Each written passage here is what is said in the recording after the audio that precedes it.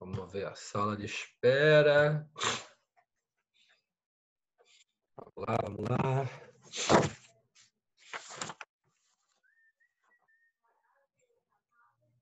Boa noite, pessoal. Deixa eu...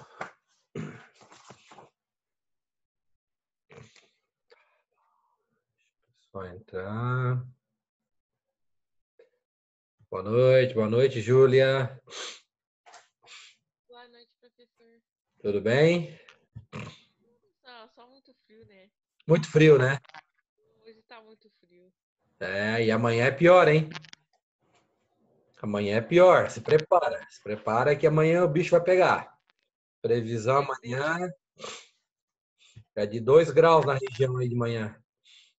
Geladeira. É verdade. É fato. Deixa o pessoal estão entrando, né? Deixa eu dar um minutinho aí. Dá um minutinho para o pessoal ir entrando. O professor vai colocar o nosso slide na tela para a gente começar a conversar sobre o nosso capítulo 2. Né? Deixa eu ver quem está na sala de espera. Fabrício. Estamos com 7 participantes. Beleza. Deixa o professor colocar aqui a frase do Peter Drucker, né? Peter Drucker. Deixa eu colocar aqui a frasezinha dele.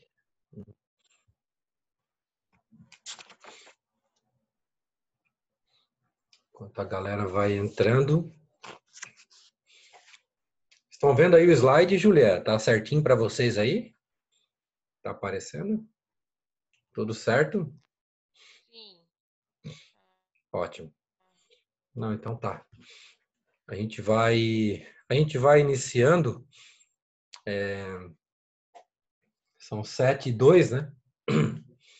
Então, para fazer jus aí, valorizar aqueles que chegam na hora, né? Aqueles que conseguem chegar na hora, porque provavelmente tem uma galera aí que está trabalhando também, infelizmente.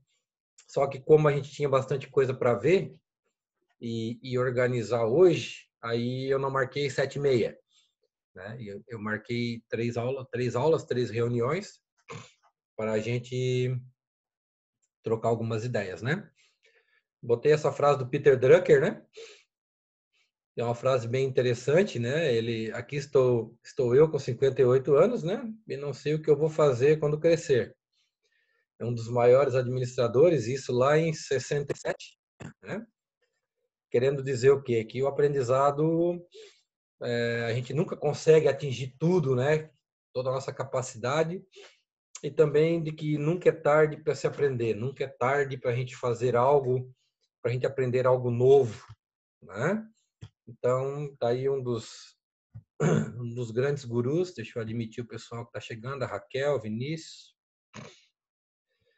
E eu botei outra aqui dele, né? Nenhuma empresa é melhor do que o seu administrador permite. Essa é uma máxima, né? Tem outros autores que falam, né? Onde é que está o limite da garrafa? O limite da garrafa está no topo, está em cima, né? Então, nenhuma empresa é melhor do que o seu administrador permite. É uma boa reflexão para vocês que estão fazendo administração, que serão administradores em breve, né? E a gente sabe a importância e o papel que tem o administrador, né? Então, a outra frase em inglês ali, né? The best way, então a melhor forma de prever o futuro é criando ele, né? Peter Drucker também, tá? Então, é um dos grandes gurus, são algumas frases aí que sempre bom a gente ter, frases de cabeceira para a gente estar sempre pensando, refletindo sobre essas situações, né? E a importância do gestor, a importância do administrador. né? Na segunda-feira eu estava falando com a minha turma e falando da relação que existia entre o administrador e o contador, né? A profissão da contabilidade, o contabilista e o administrador. Como elas são importantes, como elas são parceiras, como uma complementa a outra, né? Então, se um contador ele tem visão de gestor, de administrador, ele se torna muito melhor. Como um administrador que tem visão e entende de contabilidade, ele é um administrador muito melhor, né? Então, são algumas reflexões aí. Bom, eu pedi para vocês fazerem aquela atividade, né, pessoal? E aquela atividade, então, ali que envolvia algumas perguntas e respostas, tá certo? E como é que eu quero combinar com vocês hoje? Nós vamos procurar trabalhar por ordem, por páginas, né? Então a gente vai começar pelo começo do material. Então eu estou aqui na página, ó, estou aqui no início do capítulo 2. Então a gente vai começar a trabalhar, deixa eu admitir aqui, a gente vai começar a trabalhar do começo. Então nós vamos organizar as perguntas e as reflexões por ordem do material. Então a gente começa lá na página 7, início do capítulo 2. E a gente vai... E os meus slides aqui também, pessoal, esses slides que estão aqui, eles estão por ordem. Então a gente vai começar a refletir e conversar sobre o início do capítulo 2 mesmo, os objetivos do estoque. A gente começa com as funções, né? As funções, e aí vocês têm isso ali no iniciozinho. Então, nós temos algumas funções, né, relacionadas ao estoque. E aí eu até fica um questionamento. Quem gostaria de colocar alguma pergunta que fez sobre esse começo, pergunta e resposta? Tem alguém que gostaria de comentar essa parte inicial que o autor traz para nós aqui, né? Ele traz falando aqui do efeito lubrificante, né? Em questão de ajuste, planejamento, minimização de capital investido. Quem gostaria de iniciar que fez uma pergunta sobre essa primeira página, primeira e segunda página? Quem gostaria de ler a sua pergunta e resposta para o professor e para a turma? Fiquem à vontade. Não se briguem para falar, né? Posso falar, professor?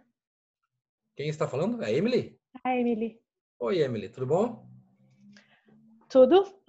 Boa noite. Oi, querida. Ali nos primeiros parágrafos eu li, né? E eu vou ler a pergunta primeiro. Sim. Eu formulei a pergunta dessa maneira. Nos primeiros parágrafos do 2.1.1, o autor trata sobre o contraste da visão de estoque para as áreas de venda e departamento financeiro, que ele diz bastante que para o departamento financeiro, às vezes o estoque é visto como uma despesa da empresa, né? Mas para as áreas de venda é uma segurança que a empresa tem. E daí a resposta ficou: sobre o enfoque de vendas, espera-se maximização de estoque para atender a demanda. Porém, o departamento financeiro almeja uma minimização dos estoques para reduzir custos. É isso. Interessante, né, Emily? Porque, na verdade, nós temos são visões diferentes, né? Visões diferentes e muitas vezes antagônicas, né? E porque um setor quer uma coisa, né? Então, o financeiro quer uma coisa, compras quer outra, né? Produção quer outra, vendas quer outra, né? Então, é complexo, né? Para o gestor, para o administrador, né? Tá fazendo esse meio de campo. Né? Então, aqui, nesse meu slide, aqui eu trago essa questão inicial. Primeira questão, né? Qual é a função do estoque inicial? Trabalhar esse efeito lubrificante na relação produção-vendas. Né? Na relação produção-vendas. Estou só olhando aqui o chat aqui para. Então, o que foi colocado aqui? Né? Se eu tiver aumento repentino de consumo, né? Isso vai ser absorvido pelo estoque. Tá? Até que esse ritmo seja, né, equalizado. Sem estoque, né, se você tiver nível de baixo de estoque, automaticamente você vai ter algumas situações ou eventuais problemas. Tá? Então, aí vem essa questão, né? Outra questão relacionada ao estoque é minimizar o capital investido, que daí foi como a Emily falou do departamento financeiro, né? Por quê? Capital investido exige retorno. O estoque por si só, ele não gera retorno, né? Ele faz parte do meu processo produtivo, tá?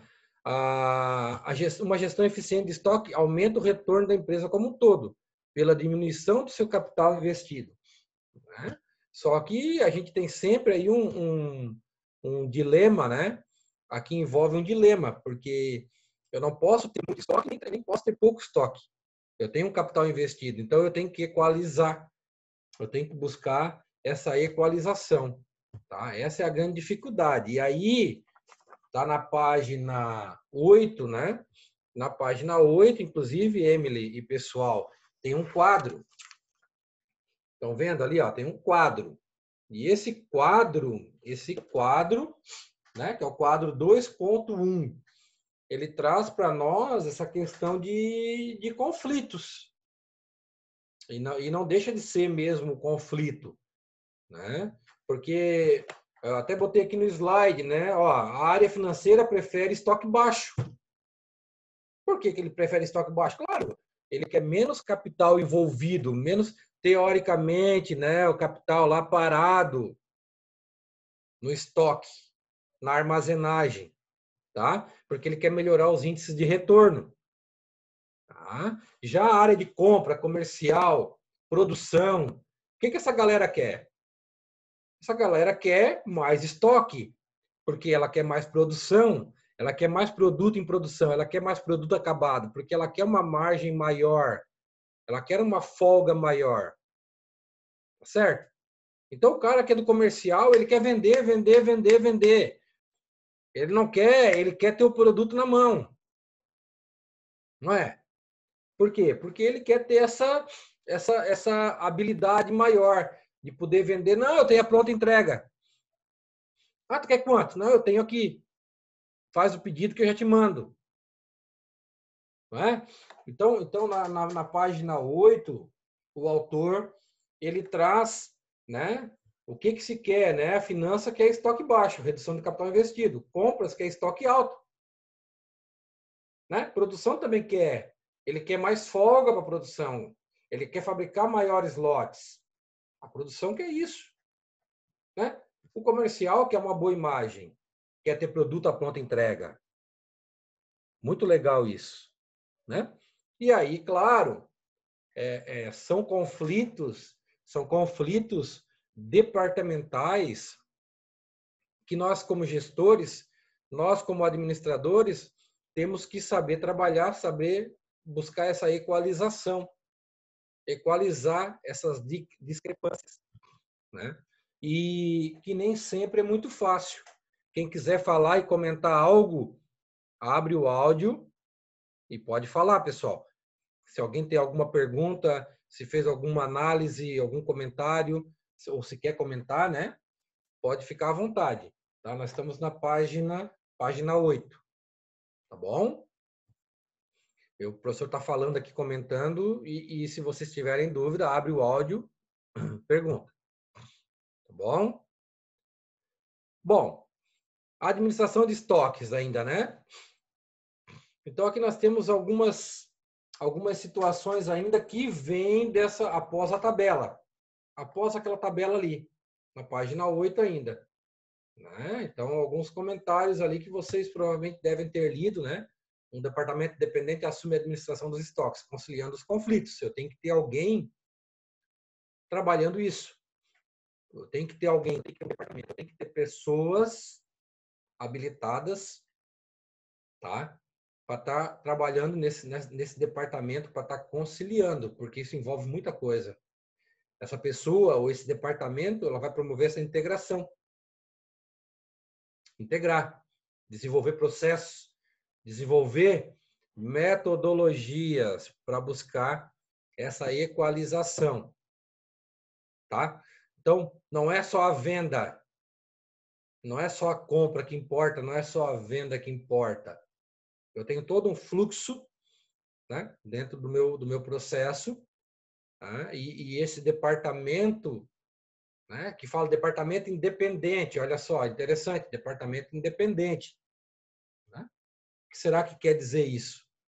Né? É um departamento que ele tem que ter a sua independência para poder estar buscando essa equalização sem ter muita ou sem ter influências externas. E essas influências podem ser os encarregados, pode ser gestores acima, que muitas vezes pode estar querendo influenciar para os seus interesses internos. Né? E a gente sabe que dentro da organização nós temos muitas disputas, né? Nós temos jogos de interesse. Eu lembro que eu acho que eu trabalhei com vocês lá na disciplina do segundo semestre, nós trabalhamos lá aquele livro do Garrett Morgan, né, que tinha as organizações, as empresas vistas como organismos, vistas como máquina, vista como cérebro, e lá tinha um dos capítulos que falava sobre isso, né, sobre essa questão de interesses, de influências, de poder, jogo de poder, influências, né, cada departamento puxando para o seu lado. Claro que não deveria ser assim, mas a gente sabe que isso ocorre. Isso faz parte, né, do dia a dia organizacional. Tá bom? Bom, seguindo um pouquinho, ainda nesse capítulo, então, nós temos alguns sintomas de deficiência. Né? Deficiência. Né? Então, aqui nós temos alguns sintomas que mostram que existe alguma falha, que nós estamos falhando em alguma coisa. Né? Grandes e frequentes dilatações de prazo de entrega. A tua empresa promete para o cara que vai entregar em 10 dias, daqui a pouco pede para entregar com 15, daqui a pouco pede para entregar com 20 dias. Isso não é legal. Né? Quantidades maiores de estoque. Se eu tenho um sistema de produção constante, por que eu estou aumentando meu estoque? O que está havendo? Né? Elevação do cancelamento de pedidos, devolução de pedido acabado, variação excessiva da quantidade a ser produzida, né? Então, tu não tens um padrão, isso é muito importante no teu setor produtivo, um padrão de produção. Então, evitar oscilações bruscas no teu processo produtivo, isso é muito importante. Tá? Falta de espaço para armazenamento. Então, na verdade, são sintomas. Né? É igual uma criança pequena, um bebê, quando começa com febre. Né? Então, você tem um sintoma. O que está causando essa febre? Né? O que está causando essa falta de espaço do meu armazenamento?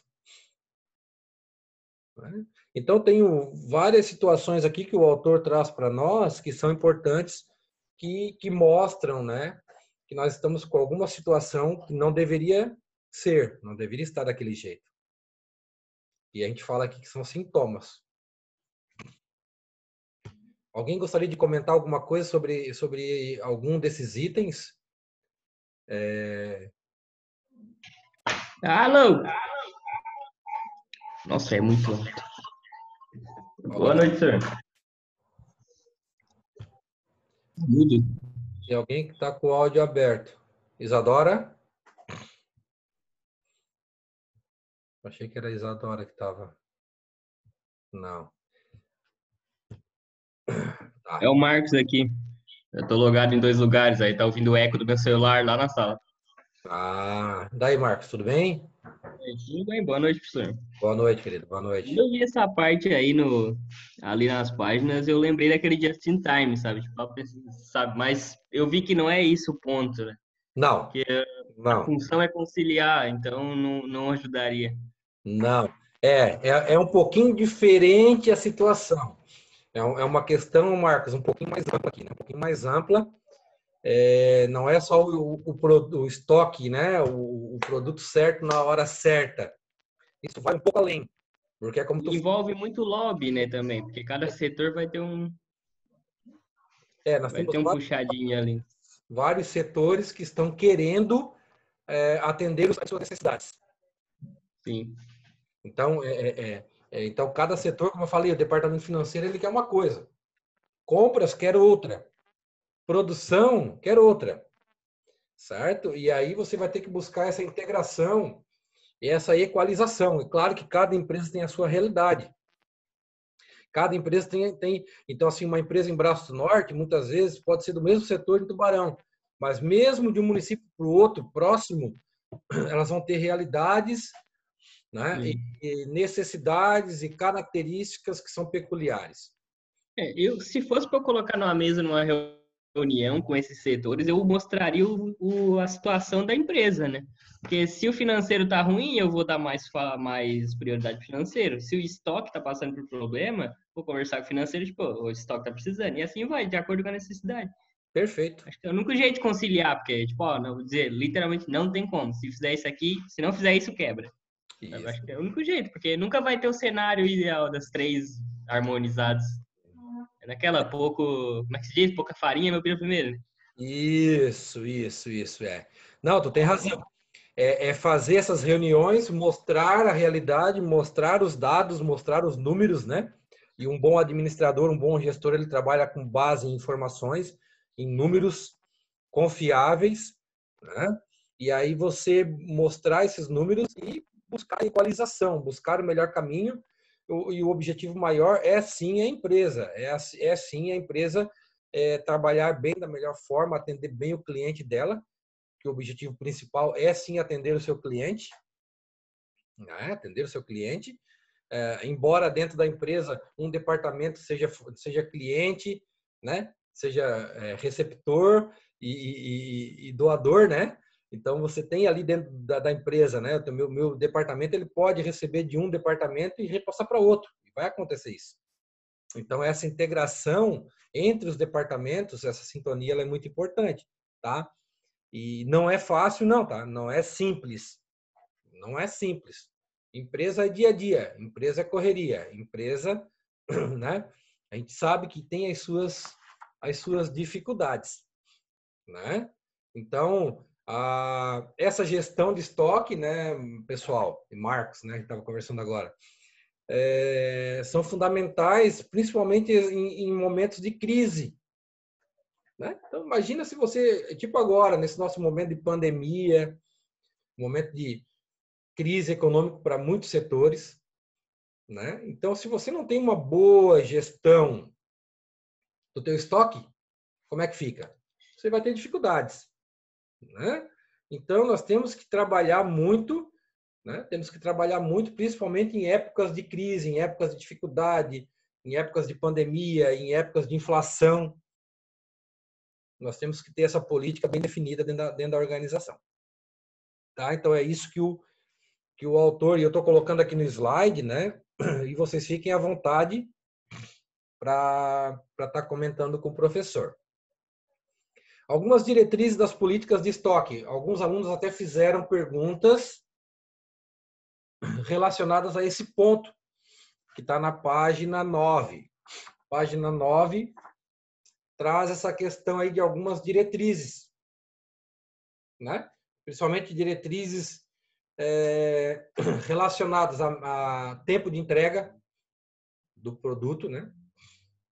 Número de depósitos ou de almoxarifados, né? Níveis de estoque, né? Estoque mínimo, estoque máximo, sazonalidade, você tem que estar ligado nisso, né?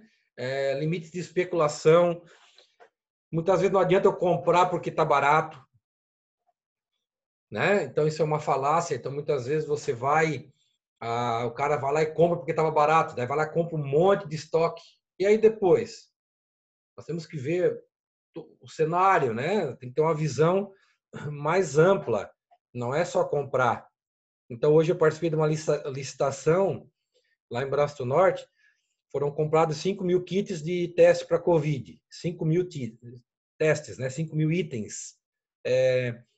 Preço inicial, R$ 45. O ganhador vendeu a R$ 20. Então, uma licitação que era para ser 350 mil, saiu por 100 mil. Então, o que o cara estava comentando? Que lá atrás, em março e abril, os caras pegaram e se jogaram a comprar, né, testes. Quando o dólar estava lá 5,50, 5,40, os caras se abafaram e compraram quantidades gigantescas, né? E agora o dólar caiu e o preço está caindo. E agora os caras estão entregando praticamente de graça. Ou, na verdade, estão pagando para entregar. Para minimizar o prejuízo. Prejuízo já tem. Eles estão tentando minimizar o prejuízo. Então é isso que eu estou falando aqui. O estoque a gente tem que tomar cuidado, porque não é só pegar e comprar. Ah, tá barato, vou comprar. Não. Tem que ver todo um contexto. Eu tenho que ter uma política, eu tenho que ter uma diretriz relacionada a isso. Né? Definir uma rotatividade de estoque. Para mim ter um padrão de rotatividade também desse meu estoque. Tá? Então, essas diretrizes aí, elas são importantes, né? Dentre outras que, claro, daí como eu falei, cada empresa ela vai ter a sua realidade, a sua necessidade. Beleza? E aí na página 10 ainda fala ali no grau de atendimento, né? Página 10 fala em grau de atendimento. Maria Eduarda está entrando. Vocês viram na página 10 ali que ele fala ali, se eu quiser um grau de atendimento de 95%, tem uma previsão de demanda mensal lá de uma quantidade específica. Se eu definir que é 95%, então 95 ou 0,95 vezes 600, ali é o exemplo do livro, né? Quer dizer que quantidade para fornecimento, 570 unidades. Tá? Então, esse é um grau de atendimento, inclusive, traz um gráfico, traz uma figura, né? A figura 2.1, onde ela traz uma relação entre o capital investido, entra aqui, ó, esse aqui eu tirei do livro, por isso que está tortinho aqui, né? Mas foi do material de vocês. Mas aqui, então eu tenho um grau de atendimento, né? E conforme o grau de atendimento, eixo X, eixo Y, né? Plano cartesiano. Então, conforme eu subo o nível de grau de atendimento, automaticamente o meu capital investido é maior. Meu capital investido vai ser maior.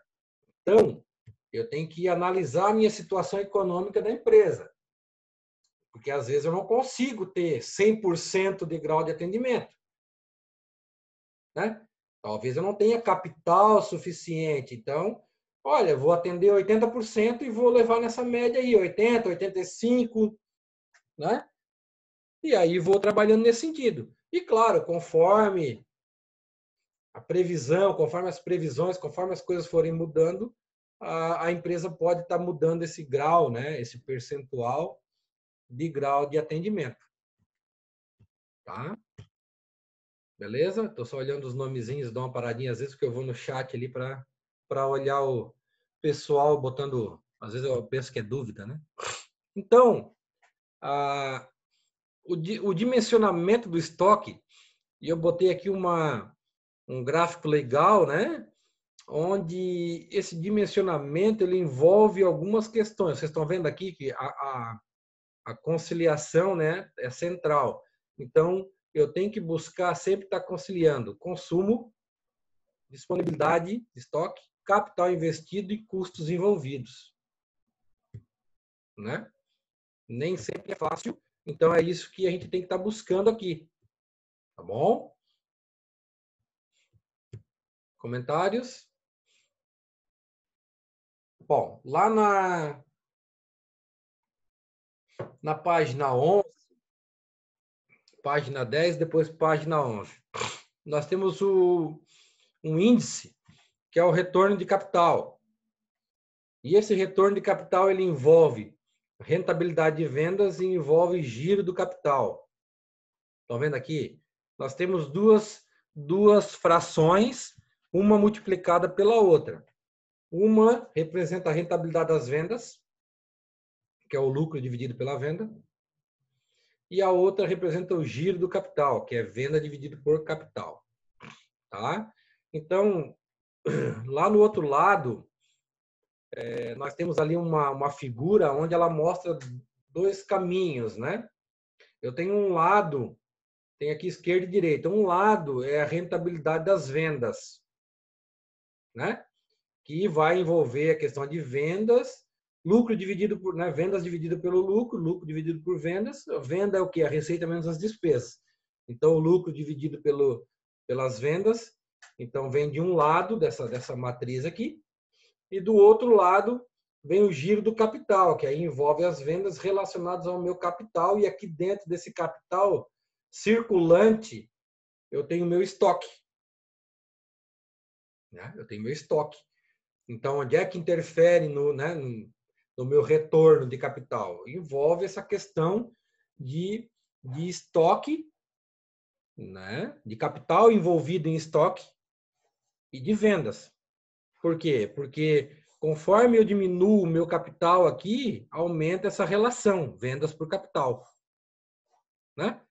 Conforme eu diminuo vendas ou diminuo o lucro, tem outra relação. Mas a principal relação está aqui, giro do capital, que é onde eu posso estar mexendo, né, nesse meu estoque, eu posso estar reduzindo ele, né, e modificando essa minha relação. Pessoal, quem não botou o nome ainda, eu vi que uma galera já colocou o nome no chat. Quem não colocou o nome, tem 26 alunos. Quem não colocou o nome ainda, coloque agora. Quem já colocou, não precisa, tá bom? Então, aqui nós temos o dimensionamento do estoque, enfoque financeiro. Quem gostaria de comentar aqui? Eu tenho uma figura aqui. Olhando essa figura aqui, alguém consegue comentar para o professor? Ou seguindo um pouquinho em frente, né? Nós temos... Tem 2 pessoas na sala de espera? Quem gostaria de comentar aqui para o professor aqui? Porque aqui eu tenho uma situação, né? Que eu tenho diminuição de estoque. Diminuindo o estoque, eu aumento o giro de capital pela redução do capital investido. Tá? Se eu diminuir o estoque, eu aumento o giro do capital e, aumentando isso, eu aumento o retorno sobre o capital investido. Né? E aí o autor traz na página 12 e na página 13 uma situação aqui. Quem gostaria de comentar? Alguém? Eu só não entendi direito ainda para conciliar o que realmente é o giro de capital. Tipo, eu não sintetizei ele na minha cabeça ainda. Por isso que eu tô tentando pensar aqui. O giro de capital teu ali é para cada R$1 de capital, né? Para cada R$1 de venda, qual é a relação que tu tens com o capital investido? Então, por exemplo, nesse modelo dele aqui, para cada R$1 de capital investido, ele gerou 1,8 de venda. Pensa bem. Né? Agora eu entendi, eu tinha lido isso ali antes. Tá aqui, ó. Eu não tinha fixado que isso era o giro de capital. Então, o giro do capital é assim, ó. Então, aqui nesse modelo do livro, é um modelo hipotético. Vamos pensar assim, né? O cara investiu R$1.000 e esse 1.000 se transformou em 1.800 de venda. Então, ele pegou R$1.000 do capital dele, né? E aí tem a relação da fórmula ali, né? Um dividido pelo outro, que o giro de capital é venda dividido por capital. Venda dividido por capital, nesse nosso modelo inicial, dá 1,8. A rentabilidade da venda lá, ele fez uma análise e disse, olha, a rentabilidade é 10%. Tá? Que é a primeira parte aqui, né? A rentabilidade, a primeira fração, é 10%. E a segunda é 1,8. Tá entendendo? No nosso exemplo aqui do livro, né? No nosso exemplo do livro. Então, o que o autor está dizendo para nós? Ele dá uma situação inicial, que é 1,8. Então, para cada R$1 que a empresa investir, ela gera 1,8 de venda. Beleza. Tá. E se eu for lá e reduzir 20% no capital? Vamos supor que eu, sei lá, consegui fazer uma compra melhor de insumo, entendeu? Consegui um caminho lá que me propiciou reduzir 20% do capital investido, que me desse os mesmos 1.800 de venda. Tá entendendo? Olha aqui, a venda continua igual. O que ele quer mostrar para nós aqui? Ele quer mostrar que... Para aumentar a rentabilidade final, né? Isso, perfeito. Então, observa que de 1,8 foi para 2,2. O que isso quer dizer? Pô, eu tive um aumento significativo, né? Por quê? Porque eu fui lá e reduzi o capital investido. E no momento em que eu reduzo o capital investido, né? Essa redução de capital investido, eu tenho uma folga maior de capital, porque daí eu tô investindo menos capital para gerar a mesma venda, e essa redução de capital me deixa um gap maior, eu tenho uma liberdade maior de dinheiro, que eu posso estar investindo, por exemplo, em vendas. Estou, né, fazendo uma análise aqui, né?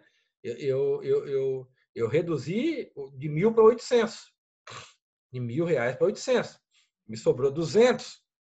Vamos supor que esses 200 eu possa investir em propaganda.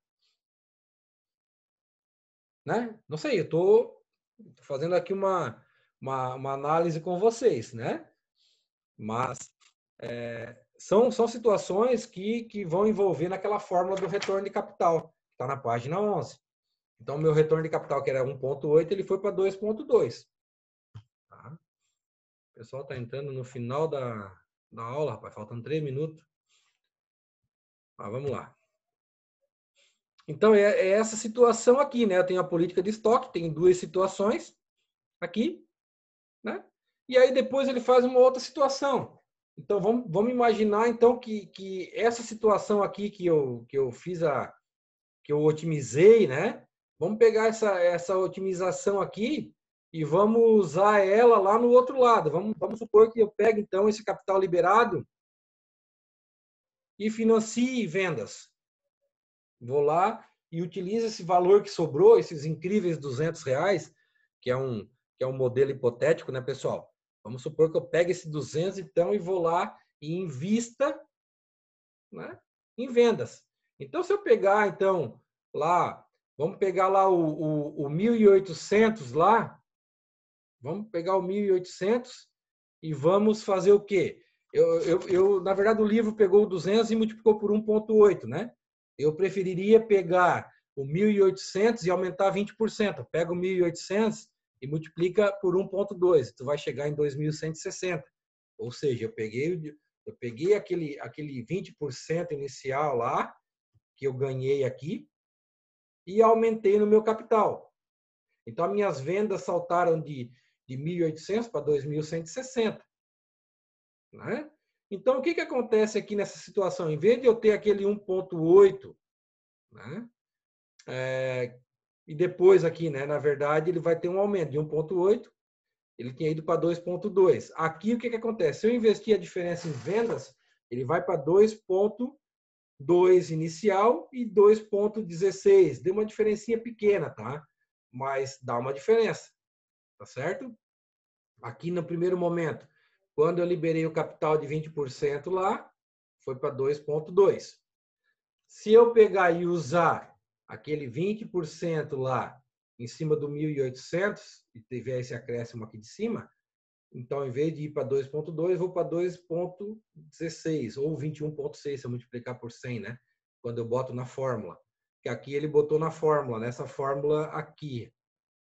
Né? Ele botou nessa fórmula aqui. Ele multiplicou 10% pelo 21 e pelo 22 lá, né? Estão vendo aqui, ó? Aqui, ó. Ó, vai dar 22 na primeira hipótese e vai dar 21,6 na segunda hipótese, tá bom? Pessoal, a aula está terminando, essa primeira aula. É só o tempo de salvar e eu vou chamar vocês para a gente reiniciar, para a gente continuar daqui, pode ser? Beleza. Ela vai encerrar automática, é só o tempo de eu salvar o vídeo, tá? E aí a gente já retorna em seguida para dar continuidade. Beleza. Está faltando aqui uns segundinhos. Todos botaram o nome? Espero que sim, né? Deixa eu ver aqui. A galera botou o nome. Beleza. Só vou salvar aqui e a gente já volta.